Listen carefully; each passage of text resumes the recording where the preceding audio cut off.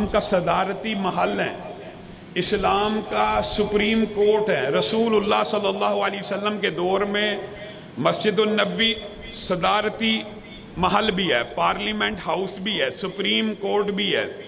تو گویا مساجد اسلام کے اندر ایک کمیونٹی سینٹر ہی کا رتبہ نہیں رکھتی، بلکہ پوری کی پوری ریاست کا انحصار، اصل میں اسلامی ریاست کا انحصار مسجد پہ ہوتا ہے۔ مسجد ہی نکاح کی جگہ ہے، مسجد ہی جنازے کی جگہ ہے، مسجد ہی فیصلوں کی پرے پنچایت کی جگہ ہے، مسجد ہی سے قافلے روانہ ہوتے ہیں، مسجد ہی میں فیصلے ہوتے ہیں۔ بنیادی طور کے اوپر اس لیے مسجدوں کی یہ قدر و منزلت ہے کہ رسول اللہ صلی اللہ علیہ وسلم نے ارشاد فرمایا، زمین کی پشت کے اوپر سب سے مقدس مقامات مسجدیں ہیں، اور زمین کی پشت کے اوپر سب سے زیادہ ناپسندیدہ مقامات بازار ہیں۔ بازار ناپسندیدہ کیوں ہیں؟ وہ اس لیے کہ وہاں پہ مادیت پرستی ہے، وہاں پہ جھوٹ ہے، وہاں پہ ناپ تول میں کمی ہے، وہاں پہ حرام ہو رہی ہے، وہاں پہ سود ہے۔ گویا انسان سب سے زیادہ گناہوں میں مبتلا بازار کی مادیت کو دیکھ کے ہوتا ہے۔ آپ کسی بڑے یہاں آپ کے علاقوں میں بنے ہوئے ہیں، mall of Lahore, hyper star, اس طرح کے مختلف کسی شاپنگ ہال میں آپ چلے جائیں، آپ یقین مانیے آپ کچھ دیر کے لیے اس مادیت پرستی میں گم ہو جائیں گے، اور آپ کے دل میں بھی وہ جذبات اور خیالات ابھریں گے کہ مجھے بھی یہ چیز ملنی چاہیے، مجھے بھی یہ چیز ملنی چاہیے۔ اس لیے بازار بدترین جگہ ہیں جو انسان کو اللہ کی یاد سے غافل کرتے ہیں، اور مسجدیں بہترین اس لیے ہیں کہ مسجد میں کوئی بندہ راہ چلتا بھی آ گیا ہے تو اللہ کی یاد میں مبتلا ہونے کا سب سے زیادہ موقع اسی کو میسر آئے گا۔ کوئی ترخان بھی ہے، کوئی الیکٹریشین بھی ہے، کوئی سینٹری والا بھی اگر مسجد سے گزر رہا ہے، مسجد میں آ گیا، کوئی ذکر اذکار کی بات سن لی، کوئی امام کی بات سن لی، تو اس کا نیکی کے رستے کے اوپر چلنا آسان ہے۔ یہ اس لیے مساجد کی اہمیت ہے، اور یہ تو مسجدوں کی اہمیت ہے۔ اگر آپ مسجدوں سے ریلیٹڈ صرف عبادات کا جائزہ لیں، اور یہ ایک طویل باب ہے، بات کو آپ کے سامنے مختصر رکھوں گا۔ مسجد کے اندر سب سے بڑی عبادت کون سی ہے؟ نماز با جماعت۔ مسجدیں اس لیے بنتی ہیں کہ مردوں کی نمازیں گھروں میں ادا نہیں ہوتی، مردوں کے اوپر نماز مسجد میں فرض ہے، اس لیے مسجد بنائی جاتی ہے۔ اور یہ جو اکیلی باجماعت نماز ہے، اس کا دباچہ کیا ہے؟ وضو۔ اور یہ جو اکیلا وضو ہے، اس کے فضائل و مناقب اکیلے اتنے ہیں کہ کئی جمعے آپ خطبہ سے اس موضوع پہ سن چکے ہیں، جس کا خلاصہ اور مفہوم آپ کے سامنے رکھتا ہوں کہ انسان جب وضو اس طرح کرتا ہے جس طرح رسول اللہ صلی اللہ علیہ وسلم نے کیا، وضو کی ابتدا سے لے کر انتہا تک 11 حدیثوں کا خلاصہ یہ ہے کہ جب انسان وضو کے لیے ہاتھ دھو کر منہ میں صرف کلی کے لیے پانی ڈالتا ہے تو زبان کے جتنے گناہ ہوتے ہیں معاف ہو جاتے ہیں۔ ناک میں ڈالا، چہرے پہ ڈالا، ہاتھوں کو دھویا، بازوؤں کو دھویا، قدموں کو دھویا، جس وقت وہ پاؤں دھو کر فارغ ہوتا ہے، 11 حدیثوں کا خلاصہ یہ ہے کہ سر سے پاؤں تک سارے گناہ معاف ہو جاتے ہیں۔ ابھی نماز پڑھی ہے؟ ابھی نماز نہیں پڑھی، ابھی تو صرف وضو کی ہے، اور وضو آپ لوگوں نے گھر سے کر کے آنا ہے، یہ بھی مسنون ہے، اور اس کے الگ اجر و ثواب ہے۔ مسجد میں کبھی وضو ٹوٹ جائے، مسجد میں وضو کا انتظام ہونا چاہیے، بیت الخلاء کا ہونا چاہیے، لیکن اسلامی شریعت اور رسول اللہ کی سنت ہمیں اس بات کی طرف متوجہ کرتی ہے کہ آپ نے اور میں نے وضو آج کے بعد کہاں سے کر کے آنا ہے؟ گھر سے کر کے آنا ہے۔ وجہ کیا ہے؟ اکیلے وضو گھر سے کر کے آنے کے بارے میں 28 حدیثیں ہیں، 28 سے زائد، اور ڈاکٹر فضل الہی نے نماز باجماعت کی کتاب کے اندر ان ساری کی ساری حدیثوں کو جمع کیا ہے۔ صرف آپ کے سامنے اشارہ کرنا چاہتا ہوں، من خرج من بیتہ متطہرا الی صلاۃ مکتوبہ فاجرہ کاجر الحاج المحرم۔ جو بندہ وضو گھر سے کر کے نکلتا ہے کہاں کے لیے؟ مسجد کے لیے۔ کس کام کے لیے؟ نماز باجماعت کو ادا کرنے کے لیے۔ نیت یہ ہو کہ نماز باجماعت، ظہر کا ٹائم آ گیا، وضو کر کے نماز باجماعت کے لیے گھر سے نکل رہا ہوں، عصر کے لیے گھر سے وضو کر کے نکل رہا ہوں، فَأَجْرُهُ كَأَجْرِ الْحَاجِّ الْمُحْرِمِ، اس کا اجر ایسے ہے، کس کا؟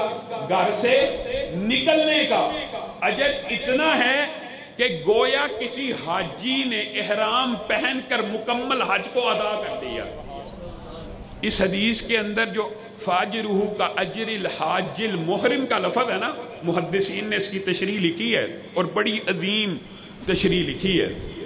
بات آئی ہے ضمنی طور پہ تو ذہن اس طرف چلا گیا ہے، عظیم تشریح لکھی ہے۔ انہوں نے کہا اگر اللہ کے رسول یہی کہہ دیتے حج اور عمرے کا ثواب ہے تو کافی تھا، لیکن یہ کیوں کہا اس حاجی جیسا ہے جس نے احرام پہن کر لبیک کو پکارا ہے، یہ کیوں کہا؟ آپ کے ذہن میں کیا نقطہ آتا ہے؟ یہاں پہ محدثین نے نقطہ یہ بیان کیا کہ حاجی احرام تب پہنتا ہے جب کئی سال کی جمع پونجی اکٹھی ہو جاتی ہے، جب کئی سال محنتیں کر کے پیسے جوڑتا ہے، ویزے لگاتا ہے، اس کی اپروول آ جاتی ہے، قرآن دادی میں نام آ جاتا ہے، پھر احرام پہنتا ہے، اور پھر وہ ساری مشقتیں جھیل کر میقات کے مقام پہ پہنچ کے لبیک کی جب صدا پکارتا ہے تو اس کے پیچھے ایک ہسٹری ہوتی ہے، ایک سٹرگل اور محنت کے 10 سال، کچھ غریب ایسے ہوں گے 20 سال، کچھ متمول افراد ہوں گے وہ بھی محنت ضرور ہے۔ گویا اس حاجی نے جو محنت لاکھوں روپے لگا کر کی، پیسہ جوڑا، آپ کے لیے اللہ کی قسم خوشخبری ہے، رسول اللہ کی اس حدیث میں آپ وہ پورے کا پورا اجر ایک نماز بعد جماعت کے لیے گھر سے نکلیں گے تو مل جائے گا۔ ایک دن میں 5 حج، ایک ہفتے میں 35، 4 ہفتوں میں 150۔ آپ بتائیے، ہم دعا کرتے ہیں اللہ تعالیٰ واقعی یہ فریضہ بھی ہے، اللہ ہم سب کو حج کی سعادت نصیب کرے، لیکن اللہ نے آپ کے لیے 5 حج دن میں ثواب رکھے ہیں، آپ نے اور میں نے اس کی طرف غور نہیں کرنا جو ثواب اللہ نے سنت کے مطابق رکھے۔ اب دوسری بات کے اوپر محدثین نے یہاں جو باب باندھا سبحان اللہ وہ بھی بڑا خوبصورت ہے۔ رسول اللہ صلی اللہ علیہ وسلم نے یہ اجر کس کا بیان کیا؟ جو گھر سے نکلتا ہے وضو کر کے، تو جو مسجد میں آ جائے گا، جو نماز کو باجماعت ادا کر لے گا، اس کا اجر و ثواب کیا ہوگا؟ اس کا اجر و ثواب کیا ہوگا؟ یہ نکلنے کا اجر ہے، صرف وضو کر کے باجماعت نماز کے لیے نکلنے کا اجر یہ ہے۔ تو جس نے ادا کر لی، بعض احادیث اس بارے میں بھی ملتی ہیں کہ جس نے ادا کر لی اس کے بھی 16 نکات ڈاکٹر فضل الہی نے اپنی کتاب میں بیان کی ہیں۔ خلاصہ ان کا یہ ہے کہ جو بندہ باجماعت نماز ادا کر لیتا ہے، اللہ کی طرف سے اس کے لیے 2 میزبانیاں تیار ہوتی ہیں، 2، ایک نہیں 2۔ اللہ ہے، عام میزبان بندے کا ایک دفعہ کھانے کے وقت میں ایک ہی دفعہ مہمانی کرتا ہے، لیکن اللہ ایک نماز کے بدلے میں 2 میزبانیاں کرتا ہے، اور 2 محل اس کی اس نماز کے بدلے میں جنت میں بناتا ہے۔ اور ان محلوں کا اگر تذکرہ کیا جائے، اس میں ایک ڈرائنگ روم جس کے اوپر کھانا اللہ نے لگانا ہے میزبانی کے لیے، ایک موتی کا بنا ہوا ہے، اس کے اندر 70 کمرے زمرد کے بنے ہوئے ہیں، ہر کمرے کے اندر 70 دسترخوان لگے ہوئے ہیں، اور ہر دسترخوان کے اوپر 70 کھانے لگے ہوئے ہیں، اور ہر کھانے کے 70 ذائقے ہیں، اور یہ ایک وقت کی میزبانی ہے، ایک وقت کی۔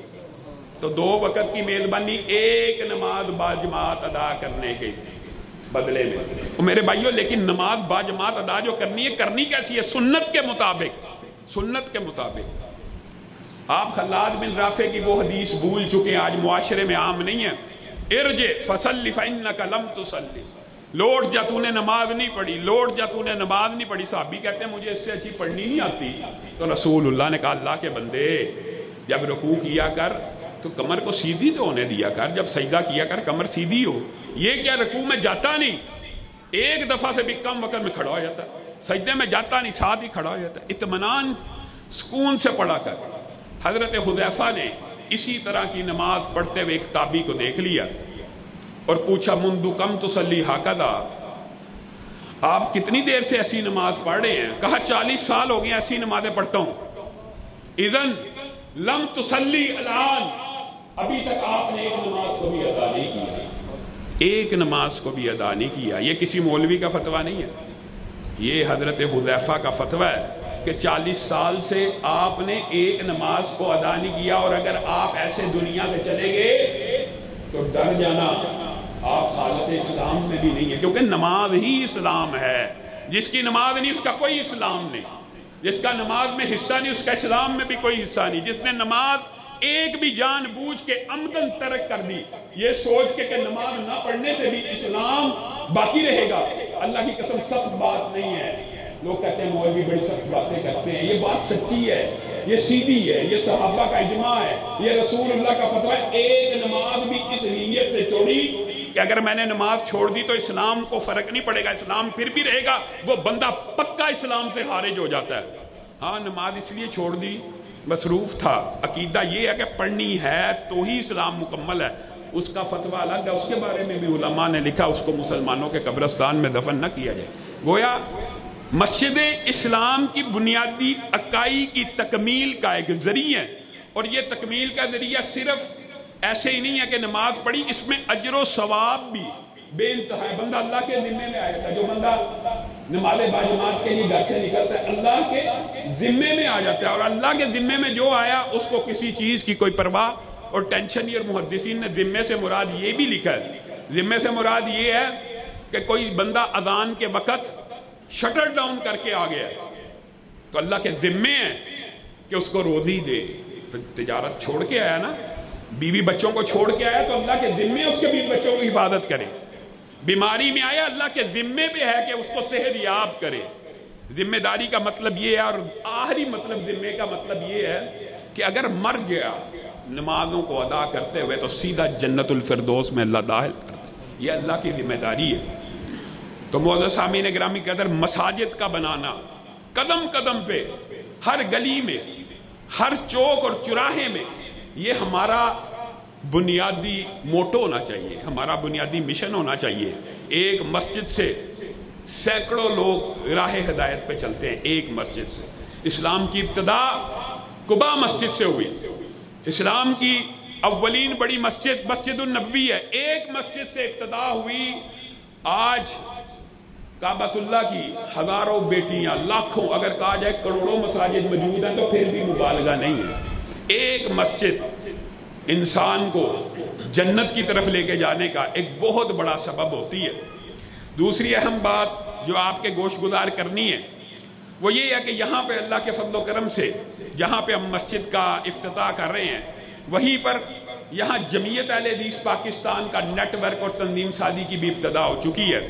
مولانا خورشید حلیق صاحب، ندیم عاصم صاحب، کرول کے ساتھیوں کو آپ جانتے ہیں. آپ سب نے ان ساتھیوں کے ساتھ جمعیت اہل حدیث پاکستان میں، اہل حدیث یوتھ فورس پاکستان میں، تحریک طلبہ اہل حدیث، وکلاء ونگ، مختلف شعبہ جات ہیں. ہر بندہ اپنے ذوق کے مطابق اس جماعت میں شامل ہو. اس کی کیا وجہ ہے؟ میرے بھائیوں، جماعتوں کے بنانے کے جو مقاصد ہوتے ہیں، مسجدوں کے بنانے کے مقاصد بڑے طویل ہیں اور بہت زیادہ ہیں، اور جماعتوں کے بنانے کے مقاصد اور ان میں ہم آہنگی پائی جاتی ہے. لیکن ان جماعتوں میں کچھ باتیں اضافی ہیں. یہ جماعتیں نہ ہوں تو مسجدوں کی حفاظت کون کرے گا؟ جماعت مسجدوں کی حفاظت کے لیے بھی ضروری ہے، قیام کے لیے تو ضروری ہے، لیکن مساجد کی حفاظت کیسے ہونی ہے؟ اگر جمعیت ہی موجود نہیں ہے، جماعت ہی موجود نہیں ہے، آپ لوارث ہیں تو آپ کی مسجدوں کے اوپر تو قبضے ہو جائیں گے. تو بنیادی طور پہ مذہبی جماعتوں کے بنانے کے جو مقاصد ہوتے ہیں ان میں دفاع مساجد ہوتا ہے، دفاع مدارس ہوتا ہے، دفاع علماء ہوتا ہے، دفاع افراد اور دفاع کارکنان بھی ہوتا ہے. آپ جمعیت کے کارکن ہیں تو گویا جمعیت کے اوپر لازم اور فرض ہے، کسی بھی مذہبی جماعت کا یہ مشن ہوتا ہے کہ وہ اپنے کارکنوں کو تحفظ فراہم کرے. جعلی پرچہ ہو گیا، جھوٹا مقدمہ ہو گیا، کسی مصیبت میں پھنس گیا، کسی بیماری کا شکار ہے. اب کام کیا مذہبی جماعتوں کا بنیادی کام یہ تھا کہ ان کو تحفظ فراہم کیا جائے، ان کی مصیبتوں، غموں، پریشانیوں اور دکھوں میں شامل ہوا جائے. اگر جعلی مقدمات ہیں تو ان کو اس سے رہائی دلوائی جائے. لیکن افسوس بے شمار سہن ہائے گفتنی، خوف فساد خلق سے نہ گفتہ رہ گئی. مذہبی جماعتوں نے جب اقتدار کو، سیٹوں کو، ساری مذہبی جماعتوں نے جب اقتدار اور سیٹوں کو اپنا مطمع نظر رکھا تو مذہبی جماعتوں کے قیام کے مقاصد کو فراموش کر دیا۔ وہ لوگ جو ہم بچپن میں سوچا کرتے تھے دفاع دین اور دفاع اسلام کے چیمپئن ہیں، آج جب ہم ان کو اقتدار اور کرسیوں کے پیچھے بھاگتے ہوئے دیکھتے ہیں، اور اگر صحابہ کے اوپر طعن و تشنیع ہو جائے خاموش، مسجدوں پہ حملہ ہو جائے خاموش، مدارس کو تالا لگ جائے خاموش، مسجد میں باجماعت نماز کی اجازت نہیں خاموش، مسجد میں خطبہ جمعہ نہیں دیا جا رہا خاموش، اور الٹا یہ کہیں کہ جمعے کی کیا ضرورت ہے، اذان کی کیا ضرورت ہے، نمازیں پڑھ رہے ہو، مسجد بنائی کیوں ہے؟ اس طرح کی باتیں جب انسان سنتا ہے تو دل کڑتا ہے۔ آپ کو اور مجھے دوبارہ مذہبی جماعتوں کے بنیادی مقاصد کی طرف آنا چاہیے کہ مذہبی جماعت کا مقصد ہی یہ تھا دفاع صحابہ کیا جائے، لیکن ہم دیکھتے ہیں کہ محرم کے دن اور جس کے جی میں جو چاہے آ رہا صحابہ کے بارے میں بولتا چلا جا رہا ہے۔ کس نے روکنا ہے؟ آپ نے روکنا ہے، آپ نے احتجاج کرنا ہے۔ آپ نے سنا حضرت عمر کے بارے میں ایک ذاکر نے اگر زبان درازی کی ہے، آپ کا ایمان کہاں گیا؟ آپ کا ضمیر کہاں گیا؟ آپ کے اندر وہ جذبہ پیدا کیوں نہ ہوا؟ مذہبی جماعتیں یہ جذبہ اور فکر پیدا کرنے کے لیے ہوتی ہیں کہ انسان اور جانوروں میں ایک فرق ہے۔ جانور بھی اٹھتے ہیں، جانور بھی پورا دن رزق کی تلاش کرتے ہیں، جانور کی بھی ازواجی زندگی ہوتی ہے، اس کے بھی بچے ہوتے ہیں، وہ بھی پالتا ہے، وہ بھی محبت کرتا ہے۔ جانوروں اور انسان میں ایک فرق ہوتا ہے، انسان بھی یہ کام کرتا ہے لیکن انسان ساتھ ایک سوچ اور فکر اور نظریے کے جیتا ہے۔ جانور سوچ فکر نظریے کے ساتھ نہیں جیتا، انسان وہی ہے جو کسی سوچ فکر اور نظریے کے ساتھ جیے، اور وہ سوچ فکر نظریہ آپ کا اور میرا بالحدوث اہل حدیث کا کیا ہونا چاہیے؟ آپ کے علاقے میں دین کے خلاف یہ کام ہو رہا ہے، آپ کے اندر سے ایک جذبہ ابھرے، میں اسے روکوں گا، میں اسے ٹوکوں گا، میں اپنے قانونی راستے کو اختیار کرتے ہوئے جو میرے حقوق رائٹس ہیں میں آواز احتجاج کو بلند کروں گا۔ یہ ہے وہ فکر، یہ ہے وہ جذبہ۔ مثلا یہ تو ذاکروں کی بات آئی، گستاخی ہوئی، آپ کو بڑک جانا چاہیے، اٹھ جانا چاہیے، تھانے میں جانا چاہیے اور کہنا چاہیے ہم قانون ہاتھ میں نہیں لینا چاہتے، اس بندے کے خلاف ایف آئی آر کرو۔ قانون موجود ہے کہ توہین صحابہ نہ ہو، قانون موجود ہے کہ فحاشی اور یعنی اس ملک میں نہ ہو، لیکن بورڈ لگاؤ فحش عورتوں کا آپ کے محلے کے اندر، اور آپ ہر روز صبح اٹھ کے اس اخلاق باختہ اور حیا باختہ عورت کو دیکھ رہے ہیں اور آپ کا ضمیر نہیں جاگ رہا، تو آپ کی اور جانوروں کی زندگی میں کیا فرق ہے؟ آپ دیکھ رہے ہیں میرا بھائی مصیبت میں پھنسا ہے اور آپ کا ضمیر نہیں جاگ رہا، آپ میں اور جانوروں میں کیا فرق ہے؟ آپ دیکھ رہے ہیں ہماری مساجد کے اوپر قبضہ ہے، فلاں مسجد کے اندر یہ مسئلہ ہے، اور آپ رات کو بے چین ہو کے نہیں اٹھ رہے، پھر آپ کے اور جانوروں میں کیا فرق ہے؟ میرے بھائیوں ایک نقطہ، صرف ایک نقطہ بات بیان کروں گا، وقت زیادہ ہو رہا ہے، ایک نقطہ، وہ کیا یہ سمجھ لیجئے، اصحاب رسول صلی اللہ علیہ وسلم اسلام کی پہلی درسگاہ یا پہلے طالب علم تو وہی ہے نا، ان کے اوپر اللہ نے کیا کیا فرض نہیں تھا کیا؟ جہاد فرض کیا تھا کہ نہیں؟ قتال فرض کیا تھا کہ نہیں؟ تلوار نکالنا، محنت کرنا، مشقت کرنا، گھڑ سواری کرنا، سینکڑوں کلومیٹر کا سفر کرنا، دن رات دین کے لیے سٹرگل کرنا، صحابہ کرتے تھے کہ نہیں کرتے تھے؟ آپ کے اوپر تلوار اٹھانا فرض ہے؟ آپ تلوار نہ بھی اٹھائیں تو آپ کا دین تو اللہ نے ایسے آسان دور میں آپ کو پیدا کیا پھر بھی مکمل ہو جاتا ہے۔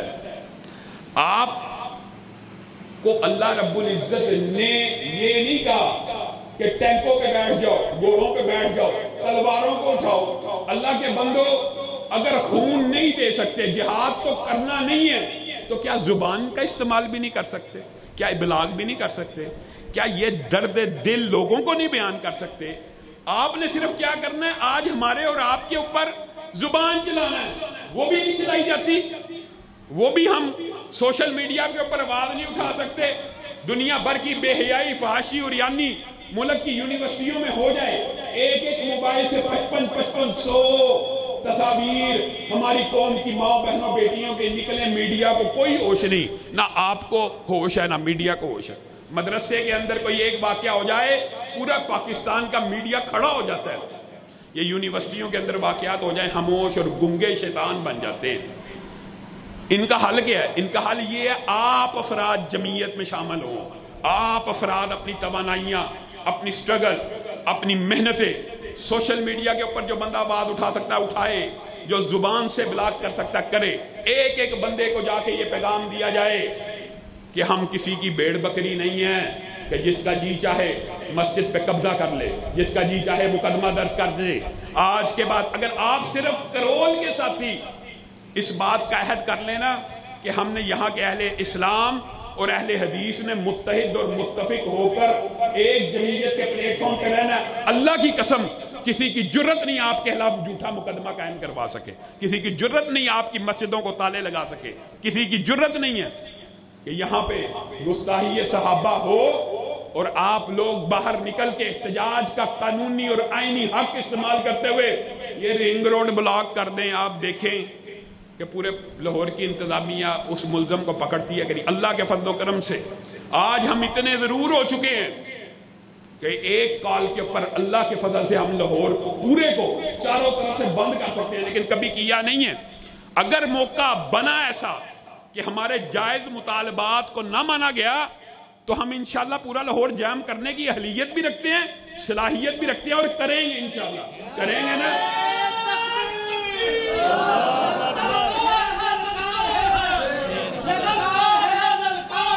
شیر کی للکار ہے، زندہ باد صاحب قدم بڑھاؤ، ہم تمہارے ساتھ ہیں. علامہ صاحب قدم بڑھاؤ، ہم تمہارے ساتھ صاحب قدم بڑھاؤ. ہم نے کبھی غیر آئینی غیر قانونی رستے کو اختیار نہیں کیا. انتظامیہ کے ساتھ ٹیبل ٹاک اور مذاکرات کے اوپر یقین رکھتے ہیں، لیکن اپنے حقوق کا تحفظ کرنا جانتے ہیں. لیکن ان حقوق کا تحفظ آپ لوگوں کے بغیر ایک اکیلا بندہ نہیں کر سکتا. آپ جوگ در جوگ، غول در غور جمعیت اہل حدیث پاکستان میں شامل ہوں اور اللہ کے فضل و کرم سے یہ امڑتے ہوئے سیلاب ہیں، یہ اٹھتے ہوئے طوفان ہیں جن کے سامنے اب کوئی بند نہیں باندھا جا سکتا.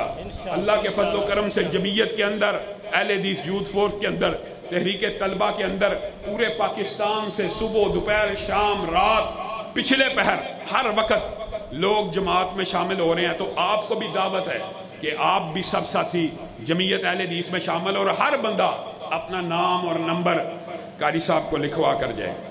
ایک اعلان ہے انشاءاللہ 22 محرم کو فضائل صحابہ کانفرنس بیگم کوٹ میں ہوگی. اللہ کے فضل و کرم سے 40 سال سے یہ کانفرنس فضائل صحابہ اور دفاع صحابہ کی بیگم کوٹ میں ہوتی ہے. آپ سب ساتھیوں نے وہاں پہ بھی شرکت کرنی ہے. انشاءاللہ بسیں بھر کے لائیں گے نا انشاءاللہ. سبحان ربک رب العزت عما یصفون وسلام علی المرسلین والحمد